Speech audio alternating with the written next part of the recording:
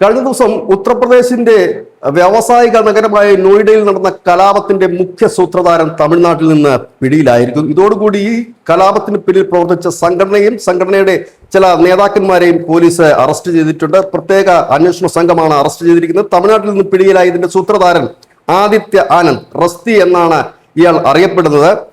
ഇയാൾ ഈ കലാപത്തിന് ശേഷം അദ്ദേഹത്തിന്റെ നീണ്ട മുടിയും താടിയും ഒക്കെ കളഞ്ഞുകൊണ്ട് വേഷം മാറി സഞ്ചരിക്കുകയായിരുന്നു. ഇദ്ദേഹത്തെയാണ് UP പോലീസ് അറസ്റ്റ് ചെയ്തിരിക്കുന്നത്. ഇതിന് പിന്നിൽ പ്രവർത്തിച്ച സംഘടനയുടെ പേര് ആനന്ദ് ബിഗുൾ മസ്തൂർ ദസ്ത എന്നാണ്.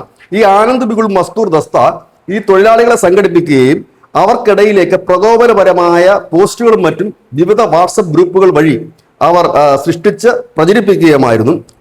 ഈ സംഘടനയുടെ തന്നെ രൂപേഷ് റായ്, സൃഷ്ടി, മനീഷ, ആകൃതി തുടങ്ങിയവരെയും പോലീസ് കസ്റ്റഡിയിൽ എടുത്തിട്ടുണ്ട്. ഇതോടുകൂടി തന്നെ ഇതിന്റെ പിന്നിൽ പ്രവർത്തിച്ചത് ഒരു സംഘടനയാണ് എന്നും ആ സംഘടനയ്ക്ക് വിവിധ ഗ്രൂപ്പുകളുമായി പാകിസ്ഥാനുമായി പോലും ബന്ധമുണ്ട് എന്ന് കഴിഞ്ഞ ദിവസം ഉത്തർപ്രദേശിന്റെ വ്യാവസായിക മന്ത്രി തന്നെ അറിയിച്ചിരിക്കുന്ന ഒരു സാഹചര്യം കൂടിയുണ്ട്.